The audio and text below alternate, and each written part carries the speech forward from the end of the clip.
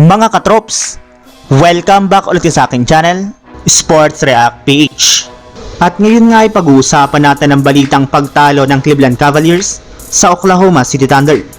Pag-uusapan na rin nga natin dito sa ating panibagong video ang balitang pagkuha na ng Los Angeles Lakers ng bagong sentro ngayong season.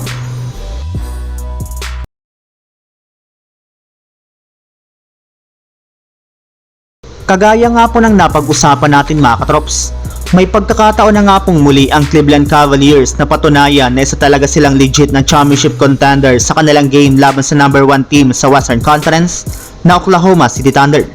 At kapag natalo nga po nila ito ay sigurado nga po na sila na ang pinakamalakas na koponan ngayong season. Pero hindi lang naman nga po ang pagtalo sa OKC Thunder ang kanilang planong gawin, dahil bukod nga po dyan ay balak rin naman nga po nalang lampasan at sirain ang kasalukuyang best record na nagawa ng Golden State Warriors sa regular season taong 2016 na 73 wins at 9 losses. At mukhang may pag-asa nga po talaga sila na magawa ito matapos nga po nalang talunin ngayong araw ang OKC Thunder sa score na 129-122. Kahit man nga po naging dikit ang kanilang bakbakan simula umpisa hanggang sa pagtatapos ng kanilang laro, ay nagawa pa rin nga po dito ng Cavs na makapag-pull away sa huling mga minuto ng fourth quarter sa pangunguna nga po ni Jarrett Allen na nagtala dito ng 25 points at 11 rebounds, Evan Mobley na kumuha ng 21 points at 11 rebounds, at si Darius Garland na nagtala rin naman ng 18 points kasama na dyan ang kanyang game-sealing buckets sa huling mga minuto ng fourth quarter. Samantala, pumunta naman tayo sa ating sunod na pag-uusapan sa balitang pagkuha na ng Los Angeles Lakers ng bagong sentro ngayong season.